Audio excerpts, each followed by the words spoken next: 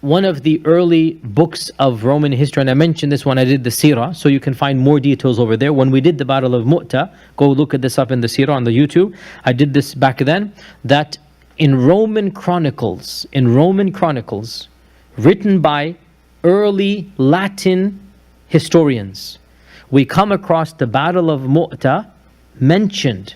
The Battle of Mu'tah is mentioned in a early Latin history.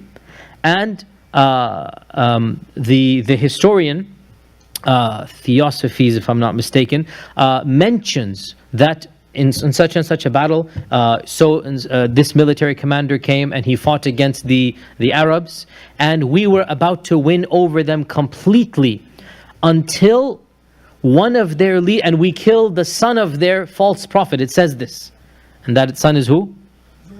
Zayd, right? It says this in the early Latin. Now, by the way, when I read this in another book, I said, come on, this can't be true.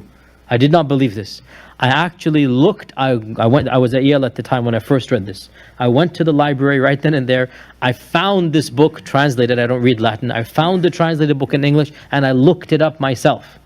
I looked this up and I read the quote directly from this early chronicle written in the 8th century. It's one of the earliest books of Byzantine history.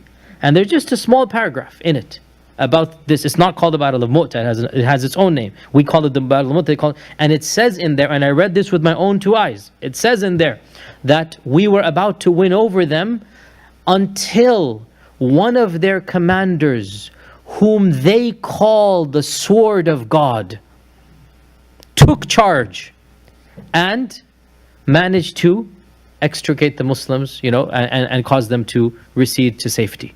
Even the enemies of Islam at that time knew who Saifullah was. They didn't know his name. They said one of their commanders whom they call the sword of God.